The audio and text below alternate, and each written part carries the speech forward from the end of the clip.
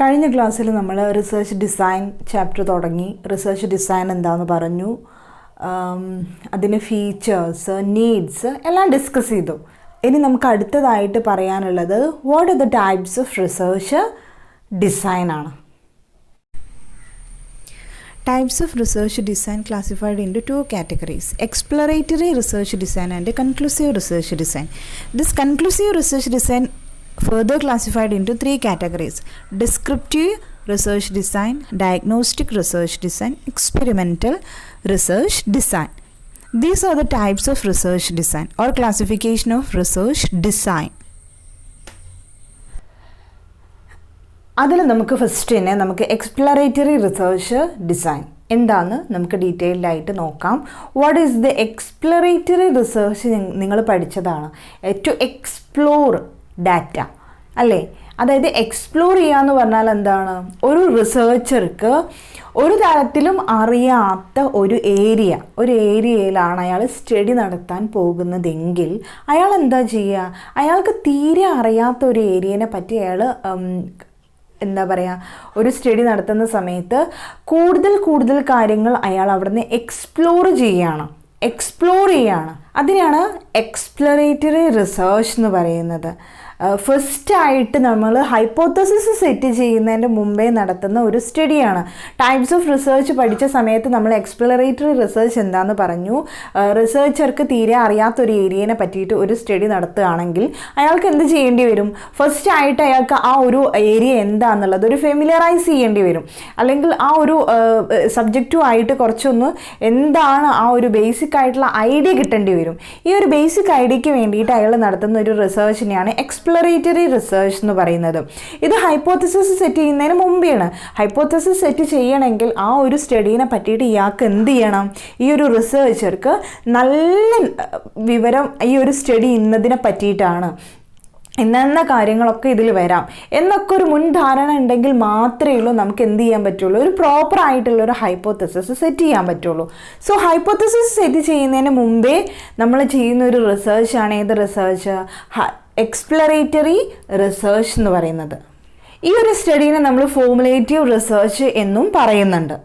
Formulate ചെയ്യാണ്, നമ്മൾ ആദ്യം തന്നെ ഒന്ന് ഉണ്ടാക്കിയെടുക്കുന്ന ആ ഒരു റിസർച്ചിനെയാണ് എന്ത് പറയുന്നത്? എക്സ്പ്ലോറേറ്ററി റിസർച്ച് അല്ലെങ്കിൽ ഫോർമുലേറ്റീവ് റിസർച്ച് എന്നും ഇതിന് വേറൊരു പേരുണ്ട്. ഈ ഒരു എക്സ്പ്ലോറേറ്ററി റിസർച്ച് എന്ന് പറയുന്നത് നമുക്ക് എന്ത് ചെയ്യാനാണ്? ക്ലിയർ അല്ലാത്തതിനെ ഒന്നും കൂടിയും ക്ലിയർ ആക്കാൻ വേണ്ടിയുള്ള റിസർച്ചാണ്. നമുക്ക് ആദ്യമായിട്ട് നമുക്കറിയാം, റിവ്യൂ ഓഫ് ലിറ്ററേച്ചറൊക്കെ നമ്മൾ തപ്പുന്ന സമയത്ത് ചില സമയത്ത് നമുക്ക് എന്ത് കിട്ടൂല? നല്ലൊരു റിവ്യൂ നമ്മളുടെ ഗൈഡ് ചെയ്യാൻ ഉണ്ടാവില്ല. അല്ലെങ്കിൽ നമുക്ക് നല്ലൊരു തിയറിയോ ഒരു ബേസിക് ആയിട്ടുള്ള ഒരു തിയറി എന്നാണ് സാധാരണ രീതിയിൽ നമ്മൾ ഏതൊരു റിസർച്ച് ആണെങ്കിലും റിവ്യൂ ഓഫ് ലിറ്ററേച്ചറോ അല്ലെങ്കിൽ ഒരു തിയറിയോ ഒക്കെ നമുക്ക് ബേസ് ആയിട്ട് ഉണ്ടാകും. ഇങ്ങനെ ഒരു ബേസ് ആയിട്ടുള്ള ഒരു തിയറിയോ ഒന്നും ഇതുവരെ ഫോം ചെയ്യാത്ത ഒരു റിസർച്ച് സ്റ്റഡിയാണ് നമ്മൾ നടത്തുന്നതെങ്കിൽ അതാണ് എന്ത്? Exploratory research. നമ്മളെ ഗൈഡ് ചെയ്യാൻ കറക്റ്റായിട്ടുള്ള ഒരു തിയറിയോ അല്ലെങ്കിൽ ഒരു ലിറ്ററേച്ചറോ ഒന്നും ഇല്ലാത്ത അവസ്ഥയിൽ നമ്മൾ എന്ത് ചെയ്യണം? ഒരു റിസർച്ച് സ്റ്റഡി നടത്തുകയാണെങ്കിൽ നമുക്ക് മാക്സിമം നമ്മൾ എന്ത് ചെയ്യണം? എക്സ്പ്ലോർ ചെയ്യണം. കിട്ടുന്ന ഡാറ്റകളൊക്കെ നമ്മൾ കളക്ട് ചെയ്തിട്ട് നമ്മളൊരു തിയറി ബിൽഡ് ചെയ്യണം.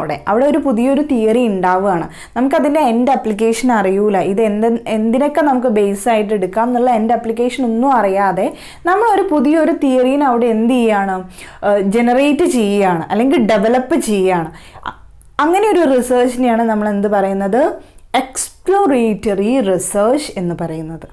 ഈ എക്സ്പ്ലോറേറ്ററി റിസർച്ച് തന്നെയാണ് ഈ എക്സ്പ്ലോറേറ്ററി റിസർച്ച് ഡിസൈൻ. ഇനി എക്സ്പ്ലോറേറ്ററി റിസർച്ചിൽ നമുക്ക് വേണമെങ്കിൽ ഒരു എക്സാമ്പിൾ നോക്കാം. ഒരു എക്സാമ്പിൾ എന്ന് പറഞ്ഞിരിക്കുകയാണെങ്കിൽ, ഒരു ഡോക്ടറിൻ്റെ അടുത്ത് ഒരു പേഷ്യൻ്റ് വരികയാണ്. ആ പേഷ്യൻറ്റിൽ നിന്ന് പറഞ്ഞിരിക്കുകയാണെങ്കിൽ ഇതുവരെ കണ്ടിട്ടില്ലാത്ത അല്ലെങ്കിൽ ഇതുവരെ നമ്മൾ കേട്ടിട്ടൊന്നുമില്ലാത്ത ഒരു പുതിയൊരു രോഗമായിട്ടാണ് അയാൾ വരുന്നത്. അങ്ങനെ ഈ ഡോക്ടർ എന്ത് ചെയ്യാണ്? ഇയാൾക്ക് ഇതിനെപ്പറ്റി ആദ്യമായിട്ടൊരു പേഷ്യൻ്റ് ഒരു പുതിയൊരു രോഗമായിട്ട് വരികയാണ്. അങ്ങനെ വരുന്ന സമയത്ത് ഇയാൾക്ക് എന്തില്ല? ഇതിനെപ്പറ്റി പഠിക്കാനോ അല്ലെങ്കിൽ ഒരു ബേസ് ആയിട്ടുള്ള ഒരു തിയറിയോ കാര്യങ്ങളോ ഒന്നുമില്ല. അൺഫെമിലിയർ ആയിട്ടുള്ളൊരു പ്രോബ്ലം നമ്മളെ മുമ്പിലേക്ക് വരുന്നത്, ഒരു അൺക്ലിയർ അല്ലാത്ത. അപ്പോൾ അതിന് വേണ്ടിയിട്ട് ഈ ഒരു ഡോക്ടർ എന്ത് ചെയ്യാണ്? സെർച്ച് ചെയ്യാണ്. ഇതെന്തുകൊണ്ടാണ് വരുന്നത്? അതിനെപ്പറ്റി ഒരുപാട് സ്റ്റഡികൾ നടത്തുകയാണ്. ഇങ്ങനെ നടത്തുന്ന ഈ ഒരു സ്റ്റഡീനെ നമുക്ക് എന്ത് പറയാം? എക്സ്പ്ലോറേറ്ററി റിസർച്ച് എന്ന് പറയാം. ഇനി എക്സ്പ്ലോറേറ്ററി റിസർച്ച് സ്റ്റഡീൻ്റെ അല്ലെങ്കിൽ റിസർച്ച് ഡിസൈൻ്റെ ഫീച്ചേഴ്സ് എന്തൊക്കെയാണെന്ന് നോക്കാം. What are the features of exploratory research design? നമ്മൾ പറഞ്ഞു നമുക്ക് എന്തില്ല, ഒരു ഈ ബേസ് ആയിട്ടുള്ളൊരു നോളജ് കിട്ടാൻ വേണ്ടിയിട്ടുള്ള ഫസ്റ്റ് സ്റ്റഡിയാണ്. So it is a preliminary study of our problem. അതുകൊണ്ട് നമുക്ക് എന്ത് പറയാം, ഇതൊരു പ്രിലിമിനറി സ്റ്റഡി ആണെന്ന് പറയാം. കാരണം ഒരു ബേസിക് ആയിട്ടുള്ള ഐഡിയ കിട്ടാൻ വേണ്ടിയിട്ട് മാത്രം നമ്മൾ ചെയ്യുന്നതാണ് ഈ ഒരു എക്സ്പ്ലോറേറ്ററി റിസർച്ച് എന്ന് പറയുന്നത്. പിന്നെ ഇത് വളരെ ഫ്ലെക്സിബിൾ ആണ്, നമുക്ക് വേഴ്സിറ്റൈലാണ്, നമുക്ക് എങ്ങനെ വേണമെങ്കിലും ഇതിനെ ചേഞ്ച് ചെയ്യിക്കാം അല്ലേ. നമുക്ക് നമ്മളുടെ രീതിയിലനുസരിച്ച് ഇതിനെ ചേഞ്ച് ചെയ്യിക്കാം. തിയറി ഇന്ന് തന്നെ ഡെവലപ്പ് ചെയ്യണം എന്നുള്ള ഒരു നിർബന്ധമൊന്നുമില്ല, ഫ്ലെക്സിബിൾ ആയിരിക്കും. ഡാറ്റ കളക്ട് ചെയ്യുന്ന സമയത്ത് നമുക്ക് എന്ത് വേണ്ട, ഒരു സ്ട്രക്ചർ ഫോമിലൊന്നും നമുക്ക് കളക്ട് ചെയ്യണം എന്നില്ല. കാരണം നമുക്കൊരു ബേസിക് ആയിട്ടുള്ള ഐഡിയ കിട്ടാൻ വേണ്ടിയിട്ടുള്ളതായതുകൊണ്ട് ഓരോന്നും എന്താ പറയുക, ഒരു ഡാറ്റ കളക്ഷൻ്റെ ഒരു സ്ട്രക്ചേർഡ് ഫോംസ് ഒന്നും ഇതിനാവശ്യമില്ല. അതുപോലെ തന്നെ ഇവിടെ എക്സ്പെരിമെൻറ്റേഷൻ്റെ ആവശ്യമില്ല. കാരണം ഇതുമായിട്ട് ബന്ധമുണ്ടോ, അല്ലെങ്കിൽ ഒരു എക്സ്പെരിമെൻറ്റ് രണ്ട് വാരിയബിൾസിന് തമ്മിൽ ഡിപ്പെൻഡൻ്റ് ആണോ ഇൻഡിപെൻഡൻ്റ് ആണോ, ഒരു എക്സ്പെരിമെൻറ്റിൻ്റെ കാര്യമേ നമുക്ക് അവിടെ വരുന്നില്ല. നമുക്കത് ഒരു ബേസിക് ആയിട്ടുള്ള ഒരു നോളജ് അക്വയർ ചെയ്യാൻ വേണ്ടി മാത്രം നമ്മൾ നടത്തുന്ന ഒരു സ്റ്റഡിയാണ്, അല്ലെങ്കിൽ ഒരു തിയറി ബിൽഡ് ചെയ്യുക എന്നുള്ളൊരു പേർപ്പസോട് കൂടി വേണ്ടി മാത്രം നമ്മൾ എന്ത് ചെയ്യുകയാണ്, നടത്തുന്ന ഒരു സ്റ്റഡീനെയാണ് നമ്മൾ എക്സ്പ്ലോറേറ്ററി റിസർച്ച് സ്റ്റഡി എന്ന് പറയുന്നത്. അതുകൊണ്ട് തന്നെ ഈ ഒരു സ്റ്റഡി നടത്തുമെന്ന് പറഞ്ഞിരിക്കുകയാണെങ്കിൽ കോസ്റ്റ് കുറവായിരിക്കും. കാരണം ഒരു സ്ട്രക്ചേർഡ് ഫോമിൽ നമുക്ക് ഡാറ്റ കളക്ട് ചെയ്യേണ്ട. പിന്നെ അതുപോലെ തന്നെ നമുക്ക് ബേസിക് ആയിട്ടുള്ള ഐഡിയ എന്താ പറയുക, ബേസിക് ആയിട്ടുള്ള ഐഡിയ കിട്ടാൻ വേണ്ടി മാത്രം നമ്മൾ ചെയ്യുന്നത് കൊണ്ട് നമുക്ക് ഏത് സോഴ്സിൽ നിന്ന് വേണമെങ്കിലും ഡാറ്റ കളക്ട് ചെയ്യാം. അതുകൊണ്ട് തന്നെ ഇതിൻ്റെ കോസ്റ്റ് എന്ന് പറയുന്നത് കുറവായിരിക്കും. ഇപ്പോൾ ബിസിനസ്സൊക്കെ ആയിട്ട് ബന്ധപ്പെടുത്തിയാണ് നമ്മൾ പറയുന്നതെങ്കിൽ പുതിയൊരു പ്രോഡക്റ്റ്, ഇതുവരെ മാർക്കറ്റിൽ ഇല്ലാത്ത ഒരു പ്രോഡക്റ്റ് ലോഞ്ച് ചെയ്യുന്ന സമയത്തൊക്കെ നമുക്ക് കൂടുതലായിട്ട് ഈ എക്സ്പ്ലോറേറ്ററി റിസർച്ച് ആയിരിക്കും. കാരണം അതിൻ്റെ ഇങ്ങനെ ഒരു പ്രോഡക്റ്റ് എന്ന് പറയുന്നത് പുതിയൊരു പ്രോഡക്റ്റാണ്. ഇതിൻ്റെ മുമ്പേ ആരും ഇങ്ങനെയൊരു പ്രോഡക്റ്റ് ലോഞ്ച് ചെയ്തിട്ടില്ലെങ്കിൽ നമുക്ക് എന്ത് ചെയ്യാൻ പറ്റില്ല, വേറെ തിയറി ഒന്നും അന്വേഷിക്കാൻ പറ്റില്ല. അപ്പോൾ പുതിയതായിട്ട് വരുന്ന ഒരു ന്യൂ പ്രോഡക്റ്റിനെയൊക്കെ നമുക്ക് മാർക്കറ്റ് ചെയ്യുന്ന സമയത്ത് നമുക്ക് ഈ ഒരു എക്സ്പ്ലോറേറ്ററി റിസർച്ച് ഡിസൈൻ ഉപയോഗിക്കാം. പിന്നെ അതുപോലെ തന്നെയാണ് ഈ അനലിസ്റ്റിനൊക്കെ പുതുതായിട്ട് ഒരു പ്രോബ്ലം എന്ന് പറഞ്ഞിരിക്കുകയാണെങ്കിൽ ഐഡൻറ്റിഫൈ ചെയ്യാനും അതിനെ എന്താ പറയുക സോൾവ് ചെയ്യാനൊക്കെ ആദ്യമായിട്ട് നമ്മൾ എടുക്കുന്നത് ഈ ഒരു എക്സ്പ്ലോറേറ്ററി ആയിരിക്കും. ഒരു ന്യൂ പ്രോബ്ലം ഒക്കെ വരുന്ന സമയത്ത്, ഇതുവരെ ഇല്ലാത്ത തരത്തിലുള്ള ഒരു വെറൈറ്റി പ്രോബ്ലം ഒക്കെയാണ് പുതുതായിട്ട് വരുന്നതെങ്കിൽ ഒക്കെ നമുക്ക് ഈ എക്സ്പ്ലോറേറ്ററി റിസർച്ചാണ് നമ്മൾ യൂസ് ചെയ്യുന്നത്. പിന്നെ ഈ ഒരു സ്റ്റഡി എന്ന് പറയുന്നത് very interactive and open ended ആയിരിക്കും. അതായത് നമുക്ക് എങ്ങനെ വേണമെങ്കിലും എപ്പോൾ വേണമെങ്കിലും സ്റ്റാർട്ട് ചെയ്യാവുന്നതാണ്, എങ്ങനെ വേണമെങ്കിലും എൻഡ് ചെയ്യാവുന്നതാണ്. അപ്പോൾ also more open ended and very interactive in nature. ഇത്രയൊക്കെയാണ്. പിന്നെ അതുപോലെ തന്നെ നമ്മൾ പറഞ്ഞതാണ് ഇറ്റ് ഈസ് എ പ്രിലിമിനറി സ്റ്റഡിയാണ്, ബേസിക് ആയിട്ടുള്ള നോളജ് ഇല്ലാത്ത സമയത്താണ് ഈ ഒരു സ്റ്റഡി നടത്തുക. ഇതൊക്കെ ഇതിൻ്റെ ഫീച്ചേഴ്സായിട്ടും നമുക്കതിൽ ആഡ് ചെയ്യാം. ഇത്രയൊക്കെയാണ് ഇതിൻ്റെ ഫീച്ചേഴ്സിൽ വരുന്നത്, എക്സ്പ്ലോറേറ്ററി റിസർച്ച് ഫീച്ചേഴ്സിൽ വരുന്നത്. ദെൻ ഫീച്ചേഴ്സിൽ വരുന്നത് നമ്മൾ പറഞ്ഞു. ഇനി നമുക്ക് പറയുന്നത് ഒബ്ജക്റ്റീവ്സ് ആണ്. എന്തിനാണ് നമ്മൾ ഇങ്ങനെ ഒരു സ്റ്റഡി നടത്തുന്നത്, എന്തിനാണ് ഇങ്ങനെ ഒരു റിസർച്ച് ഡിസൈൻ നമ്മൾ ഡെവലപ്പ് ചെയ്യുന്നത്, എക്സ്പ്ലോറേറ്ററി റിസർച്ച് ഡിസൈൻ ഡെവലപ്പ് ചെയ്യുന്നതിന് നമുക്കുള്ള ഒബ്ജക്റ്റീവ്സ് എന്താണ്? ഫസ്റ്റ് നമുക്ക് ഒബ്ജക്റ്റീവ്സ് എന്ന് പറയുന്നത് നമ്മൾ പറഞ്ഞു കഴിഞ്ഞു.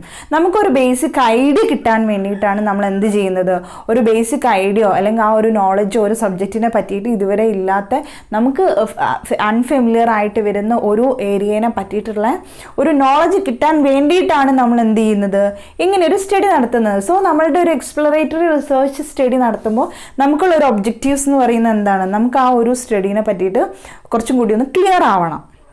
പിന്നെ വേറെ എന്ന് പറഞ്ഞിരിക്കുകയാണെങ്കിൽ നമ്മൾ വേറെ ഏതെങ്കിലും റിലേറ്റ് ആയിട്ട് ഒരു പ്രൊജക്റ്റ്, നമ്മൾ ഇതുവരെ ആരും ചെയ്യാത്തൊരു പ്രൊജക്റ്റ്, നമുക്കും അറിയാത്തൊരു പ്രൊജക്റ്റിനെ പറ്റി നമ്മൾ സ്റ്റാർട്ട് ചെയ്യുക, ഒരു സ്റ്റഡി നടത്തണം എന്ന് വിചാരിക്കുന്ന സമയത്ത് നമുക്ക് എത്രത്തോളം അതിന് ഫീസിബിലിറ്റി ഉണ്ട്, അല്ലെങ്കിൽ എത്രത്തോളം നമ്മളുടെ ഈ ഒരു സ്റ്റഡി ഈ ഒരു കറണ്ട് മാർക്കറ്റിൽ നമ്മൾ സ്റ്റഡി ചെയ്യുമ്പോൾ എത്രത്തോളം അത് ആക്സെപ്റ്റ് ചെയ്യാനുള്ളൊരിതുണ്ടെന്ന് നമുക്ക് നോക്കാൻ വേണ്ടിയിട്ട് നമുക്ക് ഈ ഒരു എക്സ്പ്ലോറേറ്ററി റിസർച്ച് ചെയ്യാം.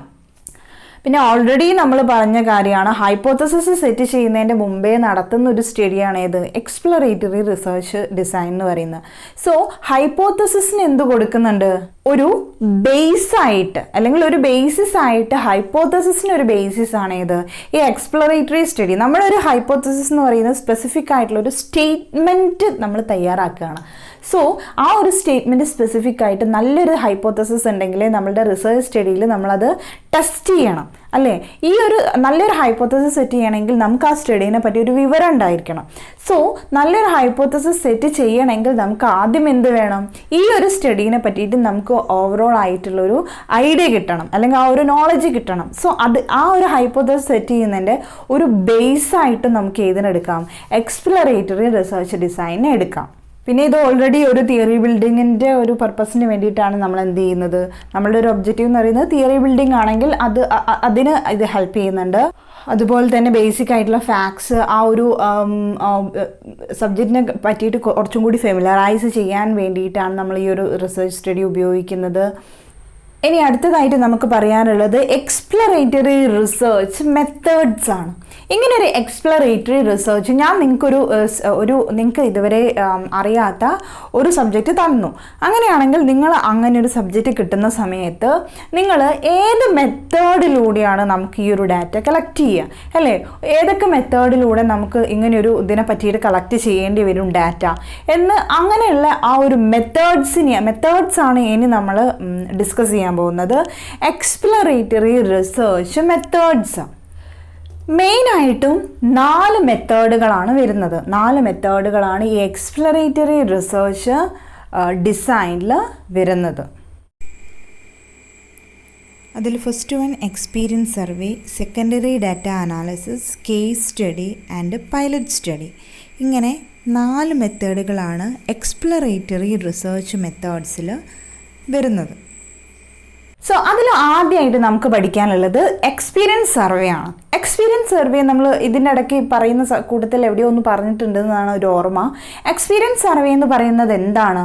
എക്സ്പീരിയൻസ്ഡ് ആയിട്ടുള്ള പേഴ്സൺ, അതായത് നിങ്ങൾക്ക് കിട്ടിയ ഒരു ടോപ്പിക്ക്, ആ ഒരു ടോപ്പിക്കിനെ പറ്റിയിട്ട് എക്സ്പീരിയൻസ് ആയിട്ടുള്ള വേറെ ഏതെങ്കിലും ഒരാളെ നിങ്ങൾക്ക് അറിയെങ്കിൽ അയാളുമായിട്ട് നിങ്ങൾ എന്ത് ചെയ്യും, ഇതെന്താണ്, ഇതെന്തിനാണ്, ഇപ്പോൾ പണ്ട് കാലത്ത് നിലനിന്നിരുന്ന എന്തെങ്കിലും ഒരു കൃഷി രീതിനെ പറ്റിയിട്ടോ അല്ലെങ്കിൽ വേറെ എന്തെങ്കിലും ഒരു വിത്തനത്തിനെ പറ്റിയിട്ടോ അങ്ങനെയൊക്കെ വരുന്ന സമയത്ത് അങ്ങനെ ഒരു ടോപ്പിക്ക് നിങ്ങൾക്ക് തന്നു, നിങ്ങൾക്ക് അതിനെ പറ്റിയിട്ട് കേട്ടിട്ടോ ഒന്നും അറിയൂല. അപ്പോൾ നിങ്ങൾ എന്താ ചെയ്യുക, അടുത്തോ നിങ്ങളുടെ ആ ഒരു ലൊക്കാലിറ്റിയിലോ ഏതെങ്കിലും ഒരു ഫാമർ ഉണ്ടെങ്കിൽ നിങ്ങൾ അയാളെടുത്ത് പോകും അല്ലേ. അയാൾക്ക് എന്തുണ്ട്, പ്രാക്ടിക്കൽ നോളജ് ഉണ്ട് അല്ലേ, ആ ഒരു എക്സ്പീരിയൻസ് ഉണ്ട്. ഏത് കാലത്താണ് ഈ വിത്ത് ഇറക്കുന്നത്, ഏത് കാലത്താണ് അതിൻ്റെ വിളവ് എടുക്കുന്നത് എന്ന കാര്യങ്ങളൊക്കെ അയാൾക്ക് നല്ല എക്സ്പീരിയൻസ് ആയിരിക്കും. ആരോടും ചോദിക്കാതെ എവിടെയും റെഫർ ചെയ്യാതെ അയാൾ നിങ്ങൾ ചോദിക്കുമ്പോൾ തന്നെ നിങ്ങളോട് എന്ത് ചെയ്യും, അതിനെ പറ്റിയിട്ട് ഡീറ്റെയിൽഡ് ആയിട്ട് നിങ്ങൾക്ക് ആ ഒരു ഇൻഫർമേഷൻ അവിടെ നിന്ന് കിട്ടും. സോ എക്സ്പീരിയൻസ് സർവേ എന്ന് പറഞ്ഞിട്ടാണെങ്കിൽ പ്രാക്ടിക്കൽ എക്സ്പീരിയൻസ് ഉള്ള ആളുമായിട്ട് നമ്മൾ എന്ത് ചെയ്യാണ്, ഡാറ്റ പോയിട്ടോ അല്ലെങ്കിൽ ക്വസ്റ്റ്യനെയർ കൊടുത്തിട്ടോ അല്ലെങ്കിൽ നേരിട്ടുള്ളൊരു ഇൻ്റർവ്യൂ പോലെയോ സർവേ പോലെയോ എങ്ങനെ വേണമെങ്കിലും നിങ്ങൾക്ക് എന്ത് ചെയ്യാം, കളക്ട് ചെയ്യാം. ഇതിനാണ് എക്സ്പീരിയൻസ് സർവേ എന്ന് പറയുന്നത്. വിത്തിൻ ഓർഗനൈസേഷൻ നമ്മൾ പഠിക്കുന്നത് ബിസിനസ് റിസർച്ച് മെത്തേഡ്സ് ആണ്. സോ ബിസിനസ്സുമായിട്ട് കണക്ട് ചെയ്തിട്ട് വേണം നമ്മൾ പഠിക്കുന്നത്. അപ്പോൾ ബിസിനസ്സിൽ നമ്മളിങ്ങനെ ഒരു എക്സ്പ്ലോറേറ്ററി റിസർച്ച് ഡിസൈൻ ചെയ്യുമ്പോൾ എക്സ്പീരിയൻസ് സർവേ എടുക്കുകയാണെങ്കിൽ നമ്മളുടെ ബിസിനസ്സിൻ്റെ ഉള്ളിൽ തന്നെ ചിലപ്പോൾ എക്സ്പീരിയൻസ് ഉള്ള ആളുകൾ ഉണ്ടാകും.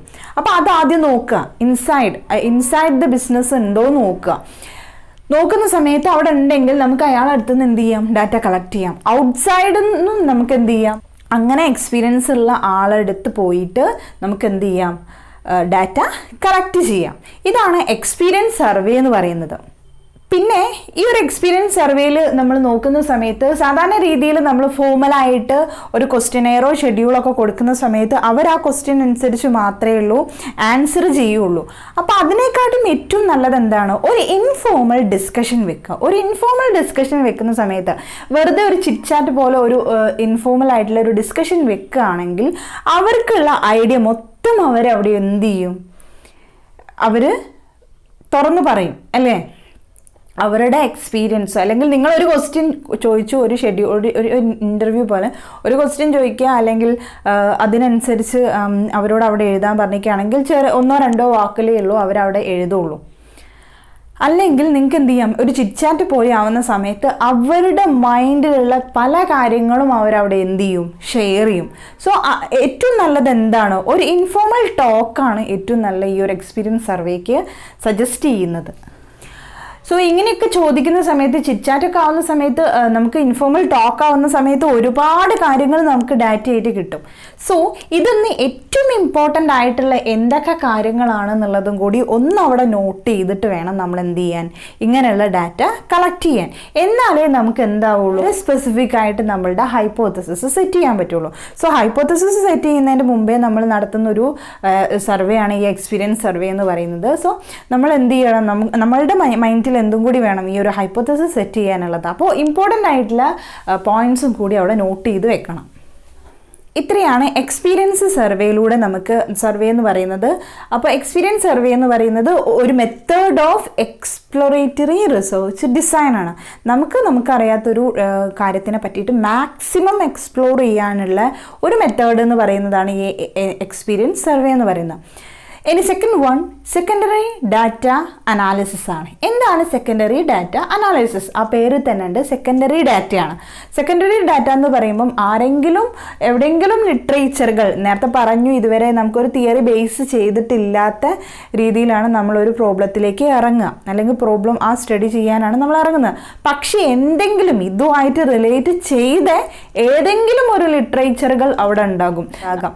നമുക്ക് ഈ കൊറോണ വന്ന സമയത്ത് തന്നെ അറിയാം, ഇതുപോലെ തന്നെ ഏതൊക്കെയോ വാട്സപ്പ് സ്റ്റാറ്റസ് ആയാലും അല്ലെങ്കിൽ സോഷ്യൽ മീഡിയയിലൊക്കെ ചില പണ്ട് കാലത്ത് എത്രയോ വർഷങ്ങൾക്ക് മുമ്പ് മാസ്ക് ഇട്ട കുറേ ആളുകളുടെ ചിത്രം, അതുപോലെ തന്നെ ഇതുപോലെ പണ്ട് എന്താ പറയുക ഒരു സോഷ്യൽ ഡിസ്റ്റൻസിങ് കീപ്പ് ചെയ്തിരുന്നു ഏതോ ഒരു ഫ്ലൂ വന്ന സമയത്ത് എന്നൊക്കെ പറഞ്ഞിട്ട് പണ്ട്. അപ്പം നമുക്ക് എന്ത് ചെയ്യാം, നമ്മളുടെ ഇന്നത്തെ അവസ്ഥേനെ അതുമായിട്ട് കണക്ട് ചെയ്യുന്ന എന്തെങ്കിലും ഒരു തിയറിയോ എന്തെങ്കിലും ഒരു ജേർണലോ അല്ലെങ്കിൽ ലിറ്ററേച്ചറുകളോ എവിടെയെങ്കിലുമൊക്കെ ഉണ്ടാകും. സോ അങ്ങനെയുള്ള സെക്കൻഡറി ഡാറ്റേനെയും കൂടി നമുക്ക് എന്ത് ചെയ്യാം, അനലൈസ് ചെയ്തിട്ട് പുതിയൊരു തിയറീനെ നമുക്ക് എന്ത് ചെയ്യാം, ഡെവലപ്പ് ചെയ്ത് കൊണ്ടുവരാം. അതും ഒരു എക്സ്പ്ലോറേറ്ററി റിസർച്ച് ഡിസൈൻ്റെ ഒരു മെത്തേഡാണ്. സോ ഇന്നെന്ന് പറഞ്ഞിരിക്കുകയാണെങ്കിൽ നമുക്കറിയാം ഇൻ്റർനെറ്റ് നമ്മളുടെ വിരൽ തുമ്പിൽ തന്നെ ഉണ്ട് അല്ലേ. അതുകൊണ്ട് നമുക്ക് എന്ത് ചെയ്യാം, സെർച്ച് ചെയ്യാനും അല്ലെങ്കിൽ സെക്കൻഡറി ഡാറ്റ കളക്ട് ചെയ്യാനും വളരെ ഈസിയാണ്. സോ നമുക്ക് എന്ത് ചെയ്യാം, സെക്കൻഡറി ഡാറ്റ എന്ന് പറഞ്ഞിരിക്കുകയാണെങ്കിൽ secondary data is those data already been collected, classified, tabulated, presented by someone else for some other purpose. അതുകൊണ്ട് തന്നെ നമുക്ക് എന്ത് ചെയ്യണം, വേറെ ഏതോ പർപ്പസിന് വേണ്ടിയിട്ട് ആരോ കളക്ട് ചെയ്ത് പ്രസൻറ്റ് ചെയ്ത് ഒരു ടേബിൾ രൂപത്തിലൊക്കെ ആക്കിയ ഡാറ്റകളായിരിക്കും. അതിനെ നമുക്ക് എന്ത് ചെയ്യേണ്ടി വരും, മോഡിഫൈ ചെയ്യേണ്ടി വരും. മോഡിഫൈ ചെയ്തിട്ട് നമ്മളുടെ ഡാറ്റയ്ക്ക് അനുസരിച്ചിട്ട് വേണം നമ്മളതിനെ എന്ത് ചെയ്യാൻ, നമ്മളതിനെ പ്രസൻറ്റ് ചെയ്യാൻ വേണ്ടിയിട്ട്. സോ നമുക്ക് ഒരുപാട് ബൾക്കായിട്ടുള്ള ഡാറ്റകൾ പല രീതിയിൽ നമുക്ക് തന്നെ അറിയാം, നമ്മളൊരു ടോപ്പിക് അടിച്ചു കൊടുക്കുന്ന സമയത്ത് ഒരുപാട് ലിങ്കുകൾ നമുക്ക് കാണാം. അതിൽ നമുക്ക് വേണ്ട ഡാറ്റേനെ എടുത്തിട്ട് നമുക്കതിന് എന്ത് ചെയ്യാണ്, മോഡിഫൈ ചെയ്തിട്ടാണ് നമ്മൾ യൂസ് ചെയ്യുന്നത്. സോ അത് ഇന്റേണൽ ആവാം എക്സ്റ്റേണൽ ആവാം. ഇന്റേണൽ ഡാറ്റയും ഉണ്ട്, എക്സ്റ്റേണൽ ഡാറ്റ ഉണ്ട്. വിത്തിൻ ബിസിനസ് ഓർഗനൈസേഷനിൽ ഒരുപാട് ഡാറ്റകൾ വരുന്നുണ്ട്. അതുപോലെ തന്നെ പുറത്തും നമുക്ക് എന്ത് ചെയ്യാം, എക്സ്റ്റേണൽ ആയിട്ടും ഒരുപാട് ഡാറ്റകൾ വരുന്നുണ്ട്. ഇന്റേണൽ ഡാറ്റ എന്ന് പറയുമ്പോൾ സെയിൽസിന്റെ റിപ്പോർട്ടുകൾ ഉണ്ടാകും, ബഡ്ജറ്ററി റിപ്പോർട്ടുകൾ ഉണ്ടാകും, അങ്ങനെ ഉള്ള ഫയലുകളൊക്കെ ഇന്റേണൽ ഡാറ്റയിൽ വരും. എക്സ്റ്റേണൽ ഡാറ്റ എന്ന് പറഞ്ഞിരിക്കുകയാണെങ്കിൽ ഗവൺമെന്റിന്റെ പബ്ലിഷ് ചെയ്തിട്ടുള്ള പല ഡാറ്റകൾ, അതുപോലെ തന്നെ ഇന്റർനെറ്റിൽ അവൈലബിൾ ആയിട്ടുള്ള ഡാറ്റകൾ, അങ്ങനെ പുറത്തുനിന്ന് കിട്ടുന്ന ഒരുപാട് ഡാറ്റകളും അവൈലബിൾ ആയിരിക്കും. പിന്നെ നമുക്ക് വേറൊരു ഓപ്ഷൻ എന്ന് പറയുന്നത് പ്രൈമറി വേണോ സെക്കൻഡറി വേണോ ആണ്. ദെൻ ഡാറ്റേൻ്റെ സോഴ്സ് എന്ന് പറയുമ്പോൾ രണ്ട് രീതിയിൽ നമുക്ക് പറയാം. പ്രൈമറി ഡാറ്റയുണ്ട്, സെക്കൻഡറി ഡാറ്റയുണ്ട്. എന്താണെന്നുള്ളത് നിങ്ങൾക്ക് അറിയാം. പ്രൈമറി എന്ന് പറയുന്നത് ഫസ്റ്റ് ഹാൻഡ് ഡാറ്റയാണ്. സെക്കൻഡറി എന്ന് പറയുന്നത് ഓൾറെഡി പബ്ലിഷ് ചെയ്തിട്ടുള്ള ആർക്കോ വേണ്ടിയിട്ട് എഴുതി ഉണ്ടാക്കിയ ആ ഡാറ്റേനെ നമ്മൾ യൂസ് ചെയ്യുകയാണെങ്കിൽ അതിനെയാണ് സെക്കൻഡറി ഡാറ്റ എന്ന് പറയുന്നത്. പിന്നെ വരുന്ന ഒരു സോഴ്സ് എന്ന് പറയുന്നത് ഡോക്യുമെൻ്ററി സോഴ്സാണ്. ഡോക്യുമെൻ്ററി സോഴ്സ് തന്നെ ഒഫീഷ്യൽ ആൻഡ് അൺഒഫീഷ്യൽ ആയിട്ടുള്ള ഡോക്യുമെൻറ്റ്സും നമുക്ക് എന്ത് ചെയ്യാം, ഈ ഒരു സെക്കൻഡറി ഡാറ്റ അനാലിസിസിൽ നമുക്ക് യൂസ് ചെയ്യാവുന്നതാണ്. ഡോക്യുമെൻറ്റ്സിന് തന്നെ നമുക്ക് വീണ്ടും ക്ലാസിഫൈ ചെയ്യാവുന്നത് ഇൻഡിവിജ്വൽ ഡോക്യുമെൻറ്റ്സും ഉണ്ടാകും, പബ്ലിക് ഡോക്യുമെൻറ്റ്സും ഉണ്ടാകും. എന്താണ് ഈ ഇൻഡിവിജ്വൽ ഡോക്യുമെൻറ്റ്സും പബ്ലിക് ഡോക്യുമെൻറ്റ്സും? ഈ ഇൻഡിവിജ്വൽ ഡോക്യുമെൻറ്റ്സ് എന്ന് പറഞ്ഞിരിക്കുകയാണെങ്കിൽ അതിൽ വരുന്നതാണ് ലൈഫ് ഹിസ്റ്ററി വരാം, അല്ലെങ്കിൽ ലെറ്റർ വരാം, അല്ലെങ്കിൽ മെമ്മറീസ് വരാം, ഡയറി വരാം. ലൈഫ് ഹിസ്റ്ററി എന്നൊക്കെ പറയുന്ന സമയത്ത് നമുക്കറിയാലോ, ഇപ്പോൾ ഗാന്ധിജീൻ്റെ ഒക്കെ ജീവചരിത്രങ്ങൾ, അതായത് ബയോഗ്രഫിക്കൽ ആയിട്ടുള്ള അങ്ങനത്തെ ബുക്കുകൾ, അതുപോലെ തന്നെ ലിറ്ററേച്ചറുകളൊക്കെ വരുന്നുണ്ട്. അതൊക്കെയാണ് ഈ ലൈഫ് ഹിസ്റ്ററി എന്ന് പറയുന്നത്. അതുപോലെ തന്നെ ഡയറി എന്നൊക്കെ പറഞ്ഞിരിക്കുകയാണെങ്കിൽ ചിലർക്ക് ഒരു ഇപ്പോൾ ബിസിനസ് ഫീൽഡിലായി ആയിക്കോട്ടെ, ചിലർ എന്ത് ചെയ്യും, ഈ ഡയറി എന്ന് പറഞ്ഞിരിക്കുകയാണെങ്കിൽ മെയിൻ ആയിട്ടുള്ള ഡേറ്റുകൾ എഴുതി വെക്കാൻ, അതുപോലെ തന്നെ എന്തെങ്കിലും ഇവൻറ്റ്സ് എഴുതി വെക്കാനൊക്കെ ചിലർ ഡയറി ഉപയോഗിക്കുന്നുണ്ട്. ഈ ഡയറീനെ പിന്നെ പബ്ലിഷ് ചെയ്യും. പേഴ്സണൽ ഡയറി അല്ല, ഇതിൽ ഈ ബിസിനസ് ഇവൻറ്റ്സ്, അതുപോലെ തന്നെ എന്താണ് ബിസിനസ്സിലെ ഡേറ്റുകൾ, പ്രധാനപ്പെട്ട ഡേറ്റുകൾ, പ്രധാനപ്പെട്ട ഇവൻറ്റ്സ് എന്തൊക്കെയാണ്, ഫസ്റ്റ് ഇന്ന് സെയിൽസ് ലോഞ്ച് ചെയ്തതെന്നാണ്, ഇങ്ങനത്തെ കാര്യങ്ങൾ, ഇമ്പോർട്ടൻ്റ് ആയിട്ടുള്ള കാര്യങ്ങളൊക്കെ ഒരു ഡയറിയിൽ കീപ്പ് ചെയ്തിട്ട് ഈ ഡയറീനെ പിന്നീട് പബ്ലിഷ് ചെയ്യും. ഈ പബ്ലിഷ് ചെയ്യുന്ന ഈ ഡയറീനെ വേണമെങ്കിൽ നമുക്ക് എന്ത് ചെയ്യാം, ബിസിനസ് നമുക്ക് റിസർച്ച് ചെയ്യുന്ന സമയത്ത് നമുക്ക് അതിനെ വേണമെങ്കിൽ എന്ത് ചെയ്യാം, നമ്മളുടെ ഒരു സെക്കൻഡറി ഡാറ്റ അനാലിസിസ് എന്നുള്ള രീതിയിൽ നമുക്ക് റെഫർ ചെയ്യാൻ ഉപയോഗിക്കാം. ഇതിനെയാണ് ഡയറി എന്ന് പറയുന്നത്. ഇൻഡിവിജ്വൽ ഡോക്യുമെൻറ്റ്സിൽ വരുന്ന ഒന്നാണ് ഡയറി. പിന്നീട് ലെറ്റേഴ്സ് വരുന്നുണ്ട്. ലെറ്റേഴ്സ് എന്ന് പറഞ്ഞിരിക്കുകയാണെങ്കിൽ ബിസിനസ് ലെറ്റേഴ്സ് ഉണ്ടാകും. പേഴ്സണൽ ലെറ്റേഴ്സ് അല്ല, ബിസിനസ് ലെറ്റേഴ്സൊക്കെയാണ് നമ്മൾ എന്ത് ചെയ്യുക, റെഫറൻസ്. ഒരാൾ ഇന്ന ടൈമിൽ ഒരു ലെറ്റർ അയച്ചിരുന്നു. ഇപ്പോൾ കേസൊക്കെ പഠിക്കുന്ന സമയത്ത് ഉണ്ടാവില്ലേ, നമ്മൾ ബിസിനസ് ലെറ്റേഴ്സൊക്കെ നമ്മൾ എന്ത് ചെയ്യും, ഒന്ന് നോക്കുന്നൊക്കെ ഒരു നമുക്ക് എവിഡൻസിനായിട്ടൊക്കെ നമ്മൾ നോക്കുന്നുണ്ടാകും. അപ്പോൾ ഇതിൽ വരുന്ന സെക്കൻഡറി ഡാറ്റ അനാലിസിസിൽ നമുക്ക് ലെറ്റർ ഉപയോഗിക്കാം. ബിസിനസ് ലെറ്റേഴ്സ് ഉണ്ടാകും.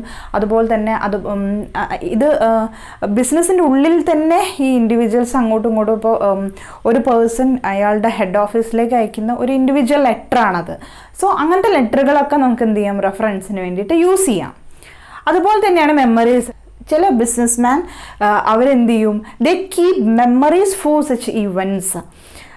അങ്ങനത്തെ മെമ്മറീസൊക്കെ നമുക്ക് എന്ത് ചെയ്യാം, ചില ഡേറ്റുകളൊക്കെ അങ്ങനെ മെമ്മറീസിലൂടെ കിട്ടുന്നതായിരിക്കും. ചില ഇവൻറ്റ്സൊക്കെ അവർ ഓർത്ത് വെക്കും, ബിസിനസ്സുമായിട്ട് റിലേറ്റ് ചെയ്തതോ അല്ലെങ്കിൽ അവരുടെ ഒരു ട്രാവലോ അല്ലെങ്കിൽ വേറെ എന്തെങ്കിലും ഇവൻറ്റ്സൊക്കെ അവർ ഓർത്ത് വെക്കുകയാണെങ്കിൽ ആ മെമ്മറീസിന് നമുക്ക് എന്ത് ചെയ്യാം, സെക്കൻഡറി ഡാറ്റ അനാലിസിസ് ആയിട്ട് നമുക്ക് ഉപയോഗിക്കാം. ഡോക്യുമെൻ്ററി സോഴ്സിൽ തന്നെ ഇൻഡിവിജ്വൽ ആയിട്ട് വരുന്ന ഡോക്യുമെൻ്ററി സോഴ്സിൽ വരുന്നതാണ് ഏതൊക്കെ, ലൈഫ് ഹിസ്റ്ററി വരാം, അല്ലെങ്കിൽ മെമ്മറീസ് വരാം, അല്ലെങ്കിൽ ലെറ്റേഴ്സ് വരാം, ഡയറി വരാം. അടുത്തത് വരുന്നത് പബ്ലിക് ഡോക്യുമെൻറ്റ്സ് ആണ്. പബ്ലിക് ഡോക്യുമെൻറ്റ്സ് എന്ന് പറഞ്ഞിരിക്കുകയാണെങ്കിൽ ഓൾറെഡി പബ്ലിഷ് ചെയ്തത്, അതായത് പബ്ലിക്കിന് പബ്ലിഷ് ചെയ്ത ഡോക്യുമെൻറ്റ്സ് ആണ് പബ്ലിക് ഡോക്യുമെൻറ്റ്സ്. ഇത് തന്നെ പബ്ലിക് റെക്കോർഡ്സും ഉണ്ട്, അൺപബ്ലിഷ്ഡ് റെക്കോർഡ്സും ഉണ്ട്. പബ്ലിഷ്ഡ് റെക്കോർഡ്സിൽ വരുന്നതാണ് കേസ് ഹിസ്റ്ററികൾ, ഹിസ്റ്റോറിക്കൽ ഡോക്യുമെൻറ്റ്സ് വരാം, സർവേ ഡോക്യുമെൻറ്റ്സ് വരാം, അല്ലെങ്കിൽ സർവേ ഹിസ്റ്ററി വരാം. ഇതൊക്കെ പബ്ലിഷ്ഡ് ആയിട്ടുള്ള റെക്കോർഡ്സ് ആണ്. അതിൽ നമുക്കറിയാലോ സ്റ്റാറ്റിസ്റ്റിക്സ് ഒക്കെ വരുന്നില്ലേ, ഈ ഗവൺമെൻറ്റിൻ്റെയൊക്കെ പബ്ലിഷ്ഡ് ചെയ്ത സ്റ്റാറ്റിസ്റ്റിക്സിൻ്റെയൊക്കെ ചിലപ്പോൾ അവർ പബ്ലിഷ് ചെയ്യും. ഇതൊക്കെ പബ്ലിക് റെക്കോർഡ്സിൽ വരാവുന്നതാണ്. പബ്ലിക് ഡോക്യുമെൻറ്റ്സിൽ വരുന്ന വേറൊരു കാറ്റഗറിയാണ് ഒന്ന് പബ്ലിഷ്ഡ് റെക്കോർഡ്സ് വരാം, അല്ലെങ്കിൽ ന്യൂസ് പേപ്പേഴ്സ് എന്ന് പറഞ്ഞിരിക്കുകയാണെങ്കിൽ എല്ലാ പബ്ലിക്കിൻ്റെ ഇടയിലും എന്താ പറയുക, അങ്ങോട്ടും ഇങ്ങോട്ടും നമുക്ക് പബ്ലിക്കിൻ്റെ ഇടയിൽ വരുന്ന ഒരു ഡോക്യുമെൻ്റാണ് ന്യൂസ് പേപ്പേഴ്സ് എന്ന് പറയുന്നത്. സോ ന്യൂസ് പേപ്പേഴ്സ് നമ്മളുടെ ഒരു റെഫറൻസ് ആയിട്ട് നമുക്ക് ഉപയോഗിക്കാം. ദെൻ ജേർണൽസ് ആൻഡ് മാഗസിൻസ് വരുന്നുണ്ട്. ഒരുപാട് ജേർണൽസ്, മാഗസിൻസ് ഒക്കെ നമുക്ക് കറൻ്റ്ലി അവൈലബിൾ ആണ്. സോ ബിസിനസ് മാഗസിൻസ് ഉണ്ടാകും, അല്ലാത്ത മാഗസിൻസ് ഒക്കെ നമുക്ക് എന്ത് ചെയ്യാം, നമുക്ക് റെഫറൻസിന് ഉപയോഗിക്കാം.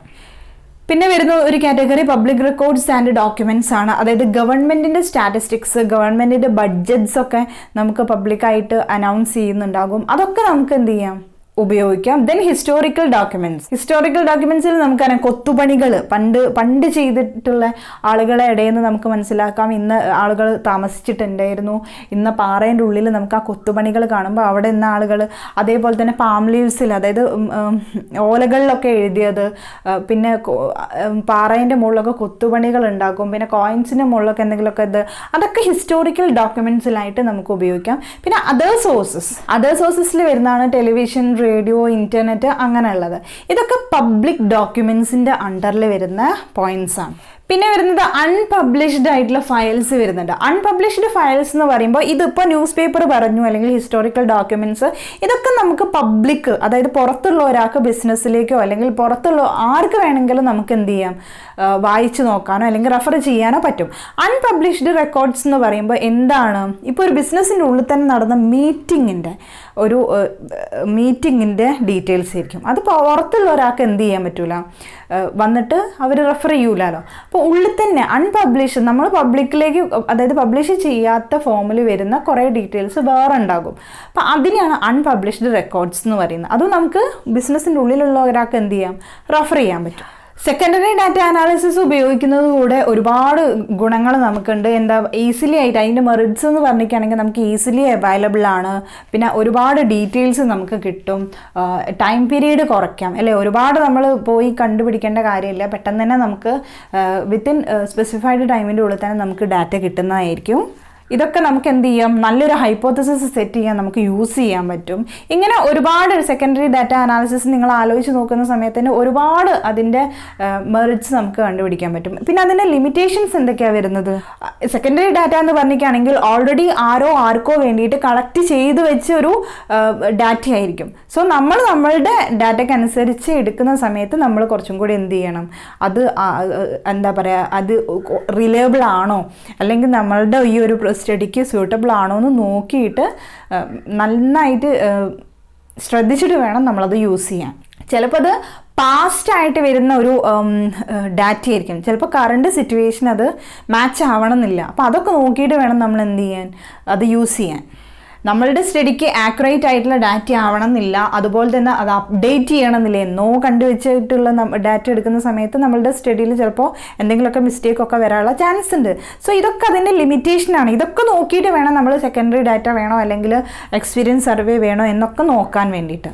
ദെൻ സെക്കൻഡറി ഡാറ്റ നമ്മളുടെ ഒരു എക്സ്പ്ലോറേറ്ററി റിസർച്ച് മെത്തേഡ് ആയിട്ട് എടുക്കുന്ന സമയത്ത് നമ്മൾ എന്തൊക്കെ പ്രിക്കോഷൻസ് എടുക്കണം, അതായത് നമ്മളുടെ സ്റ്റഡി ആയിട്ട് റിലയബിലിറ്റി നോക്കണം. റിലയബിലിറ്റി നോക്കുക എന്ന് പറഞ്ഞിരിക്കുകയാണെങ്കിൽ എത്രത്തോളം അത് റിലയബിൾ ആണ്. നമ്മളുടെ ആ ഒരു സൈറ്റ്, നമുക്ക് പല സൈറ്റ് ഒരു വേർഡ് അടിച്ചു കൊടുക്കുമ്പോൾ തന്നെ ഒരുപാട് ഇൻ്റർനെറ്റിലൂടെയാണ് നമ്മൾ എടുക്കുന്നതെങ്കിൽ ഒരുപാട് ഡാറ്റ നമുക്ക് കിട്ടാനുണ്ട്. സോ അതിൻ്റെ റിലയബിലിറ്റി നോക്കണം, എത്രത്തോളം റിലയബിൾ ആയിട്ടുള്ള ഡാറ്റയാണ് നമുക്ക് കിട്ടുന്നത് എന്നുള്ളത് നമ്മൾ നോക്കണം. പിന്നെ സ്യൂട്ടബിലിറ്റിയാണ്, അതായത് നമ്മളുടെ സ്റ്റഡിക്ക് സ്യൂട്ട് ചെയ്തിട്ടുള്ള ഡാറ്റയാണോ. അപ്പോൾ ഒരു ലിങ്ക് നോക്കുന്ന സമയത്ത് ഒരു ഡാറ്റ ഉണ്ടാവും, വേറൊരു ലിങ്ക് നോക്കുന്ന സമയത്ത് ചിലപ്പോൾ അഡീഷണൽ പോയിന്റ്സ് ഉണ്ടാകും, വേറെ അഡീഷണൽ ഡീറ്റെയിൽസ് ഉണ്ടാകും. സോ നമ്മളുടെ സ്റ്റഡി ആയിട്ട് സ്യൂട്ടബിൾ ആണോ എന്നുള്ളത് നോക്കണം. ദെൻ അഡ്വക്കേസിയാണ്. അഡ്വക്കേറ്റ് ആയിട്ടുള്ള ഡാറ്റ അതിൽ പ്രൊവൈഡ് ചെയ്യുന്നുണ്ടോ, നമുക്ക് വേണ്ട ഡാറ്റകളൊക്കെ അതിലുണ്ടോ, നമ്മളുടെ സ്റ്റഡിക്ക് വേണ്ട ഡാറ്റ മൊത്തമായിട്ടുണ്ടോ അല്ലെങ്കിൽ കുറച്ചേ ഉള്ളൂ എന്താ എന്നുള്ളതൊക്കെ നമുക്ക് നോക്കണം. So reliability, suitability and advocacy മൊത്തം ഫുൾഫിൽ ചെയ്താൽ മാത്രമേ ഉള്ളൂ നമ്മൾ ആ ഒരു സെക്കൻഡറി ഡാറ്റേനെ നമ്മൾ എടുക്കേണ്ടുള്ളൂ. ഇത്രയാണ് ഈ സെക്കൻഡറി ഡാറ്റ അനാലിസിസിൽ വരുന്നത്. ഈ സെക്കൻഡറി ഡാറ്റ അനാലിസിസ് പറയുന്ന കൂട്ടത്തിൽ തന്നെ പറയാനുള്ളതാണ് യൂസിങ് ഇൻട്രാനെറ്റ്സ് ഫോർ എക്സ്പ്ലോറേറ്ററി റിസർച്ച്. എന്താണ് ഈ ഇൻട്രാനെറ്റ്? വിത്തിൻ ഓർഗനൈസേഷൻ അങ്ങോട്ട് ഇൻ്റർനെറ്റ് അല്ല, ഇൻട്രാനെറ്റാണ്. ഇൻട്രാനെറ്റ് എന്ന് പറഞ്ഞിരിക്കുകയാണെങ്കിൽ വിത്തിൻ ഓർഗനൈസേഷൻസ് കണക്ട് ചെയ്യുന്നതിനെയാണ് നമ്മൾ ഇൻട്രാനെറ്റ് എന്ന് പറയുന്നത്. ബിഗ് കോർപ്പറേഷൻസ് ഒക്കെ ആവുന്ന സമയത്ത് അവിടെ ഇൻട്രാനെറ്റുകളാണ്, ഓരോ ബ്രാഞ്ചസിനെയൊക്കെ കണക്ട് ചെയ്തുകൊണ്ട് ഇൻട്രാനെറ്റ്സ് ഉണ്ടാകും. സോ അങ്ങനെയും നമുക്ക് എന്ത് ചെയ്യാം, ഈ ഡാറ്റയൊക്കെ കളക്ട് ചെയ്യാം. സോ ഇൻട്രാനെറ്റ് കൊണ്ടുള്ള ഒരു ഗുണം എന്ന് പറയുന്നത് നമുക്ക് സോഴ്സിനെ ഈസിലി നമുക്ക് ആക്സസ് ചെയ്യാൻ പറ്റുന്ന ഒരു മെത്തേഡാണ് ഇൻട്രാനെറ്റ്സ് എന്ന് പറയുന്നത്. കോർപ്പറേറ്റ് വിത്തിൻ ഓർഗനൈസേഷൻ തമ്മിലുള്ള ആ ഒരു നെറ്റ്വർക്കിനെയാണ് നമ്മൾ എന്ത് പറയുന്നത്, ഇൻട്രാനെറ്റ്സ് എന്ന് പറയുന്നത്. സോ ഇന്റേണൽ ഡാറ്റയെ നമുക്ക് പെട്ടെന്ന് എടുക്കാൻ പറ്റുന്ന ഒരു ഒരു ഹെൽപ്ഫുൾ ആയിട്ടുള്ള ഒരു മെത്തേഡാണ് ഇൻട്രാനെറ്റ്. ഇതൊരു സെക്കൻഡറി ഡാറ്റ ആയിട്ട് നമുക്ക് കണക്ട് ചെയ്യാം, അതുകൊണ്ടാണ് ഇതിൽ വരുന്നത്. ഇത്രയാണ് സെക്കൻഡറി ഡാറ്റ എന്ന് പറയുന്നത്. ഇതിൽ ഇനിയും വരുന്നുണ്ട്, കേസ് സ്റ്റഡീസ് വരുന്നുണ്ട്, അതുപോലെ തന്നെ പൈലറ്റ് സ്റ്റഡീസ് വരുന്നുണ്ട്. അതൊക്കെ ഇനി നെക്സ്റ്റ് ക്ലാസ്സിൽ നമുക്ക് ഡിസ്കസ് ചെയ്യാം.